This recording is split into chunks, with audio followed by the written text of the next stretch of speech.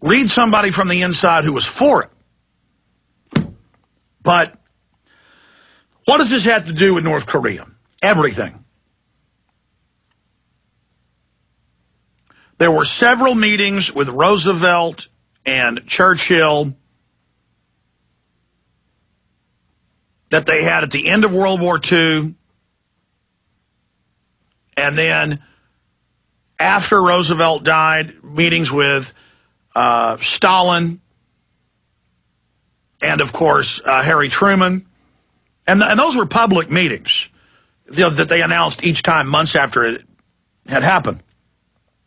And he talks about in there how the Soviets, who'd been our ally during World War II, the West said, how do we set up a police state domestically? How do you set up a police state? You need an enemy. And they said, well, we'll demonize you, you demonize us. We'll cover your atrocities, you'll cover ours. And then we'll have proxy wars with each other so we don't ever have to nuke each other. And we'll take half of a country and you take the other half. You take half of Korea, we take the other half of Vietnam, the other half. We take half of Europe, which they divided Germany in half, of course, and took over half of Eastern Europe. We'll divide it all in half with you. And that would, at first, was even public. And it was all staged, every stinking bit of it. Oh, it's not staged when you're in a foxhole, you know, fighting communist.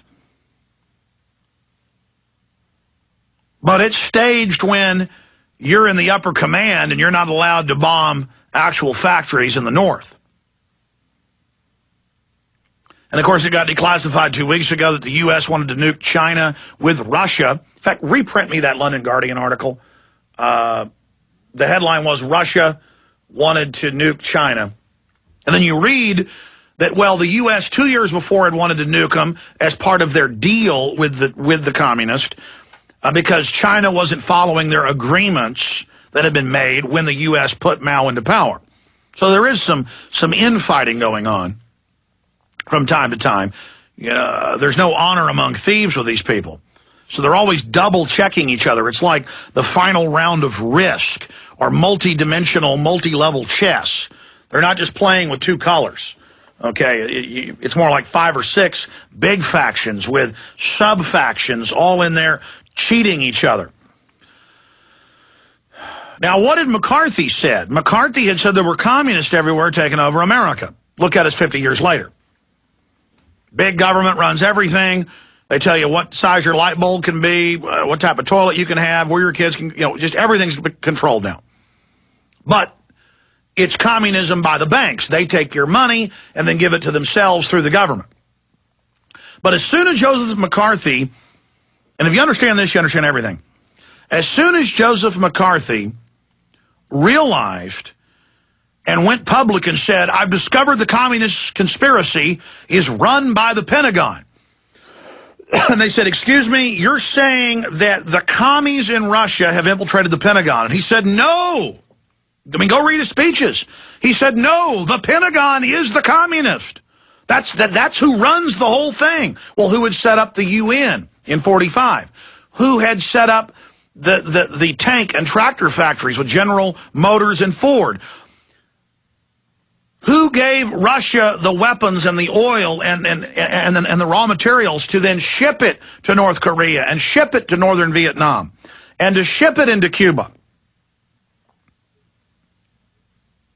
Because, again, the U.S. gets to take part of a country. Again, it goes back to World War II. What did Hitler do? He made a secret deal with Stalin. This is now declassified in public. The Nazi/Soviet pact.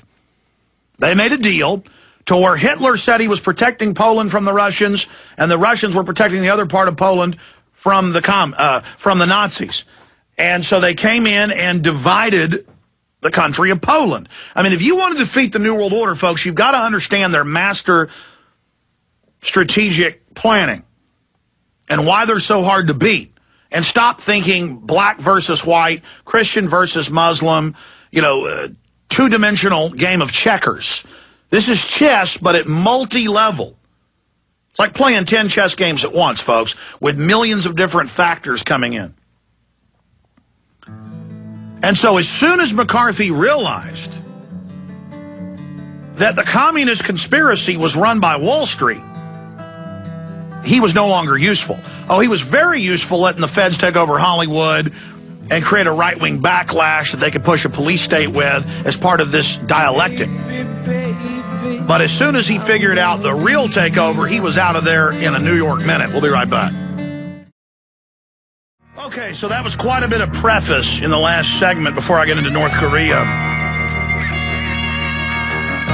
Fast forwarding to 1995-96, the head of ABB, the Swiss nuclear power plant company, is Donald Rumsfeld, a key gopher for the globalist. I mean, he's the guy that gets DU approved for our troops to use. He's the guy that gets aspartame approved. He's the guy that gets Prozac approved. I mean, he is the key man on so many levels. He gets, what was it, 6? We can pull up the article. In fact, I don't want to go off memory. Google nuclear reactors to North Korea, Donald Rumsfeld, ABB. But multiple reactors are sent, and they're the type that you can actually create A-bombs with the material. And the media was like, why did the Swiss sell them this? Why did the U.S. government stand by? Why did our government and Israel help, on record, give AQCon Laboratories from the late 80s through the mid-90s the components to not just make hydrogen bombs or A-bombs, but to have medium-range and long-range delivery system? There it is. There's ABB's website. ABB to deliver systems equipped to North Korean nuclear plants. There's their press release. Good job, guys. Donald Rumsfeld ran that. And he's always the head of the company for like 6 months. He'll step in and get aspartame approved. Chemical weapon feces from bacteria. You can't make this stuff up. He'll step in and get Prozac approved as the head of the company. He'll step in and get Terminator seeds approved. He'll step in and get the bioweapons of Saddam in '84. He'll step in and get the reactors transferred. Brzezinski's a similar high-level globalist. So is Kissinger. But the issue here is, I mean, in fact, here's another headline today dealing with Israel.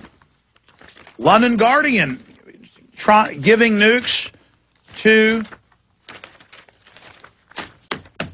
South Africa. Why? Why was Israel involved with the U.S. and England creating the Mujahideen to fight the Russians? They've always run these Muslim extremists.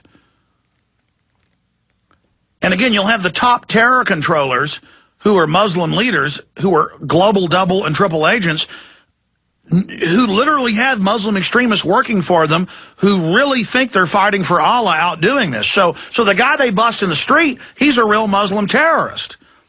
But he doesn't know he's working for Mossad or MI6. In fact, I've got another stack of mainstream articles here today. Headline, Terror Inquest May Probe MI5 Role, BBC. MI5 faces probe over July 7 bombings. MI5 faces probe over 7/7 and their role in it. How long have we told you that that's an inside job? And the families have demanded this investigation on the cover-up. And you go to the evidence. The government ran those attacks on 7/7 and had some idiots they'd hired to take part in a drill who they blew up. One guy got away, so they shot him up at Canary Wharf. That was on the news. But I'm digressing. Here it is. London Telegraph, USSR planned nuclear attack on China in '69, but buried in the declassification from the Chinese and Russian archives is that the U.S. had a secret deal with the Russians against China, and that Nixon was mad that 2 years before, Russia hadn't agreed to launch a sneak attack on China when they wanted to. And so by then, Nixon had already made a deal with China to menace Russia.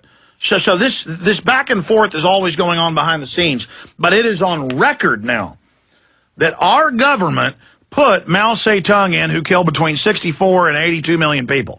The Chinese government says 82 million. Our government says 84 million. Whatever. After 84 million, who's counting? Well, each one's a human being. How many sports stadiums filled with 100,000 people as that to give you an image of the humanity disappearing. And David Rockefeller writing books about how great Mao is and editorials in the New York Times praising communism. Why would one of the richest men in the world be praising communism? Well, read his stinking column. He tells you why. Okay, I'm going to settle down. The issue is, with all of that backdrop and our government helping transfer nuclear weapons fissile material to North Korea, why would our government do that? Because they don't want Japan and South Korea living in peace. Because they won't need our bases there if they're not being menaced from the north. Japan won't need our bases if the North Korean dictator every year or so isn't shooting ICBMs over their country that land a few miles off their coast, threatening to nuke them.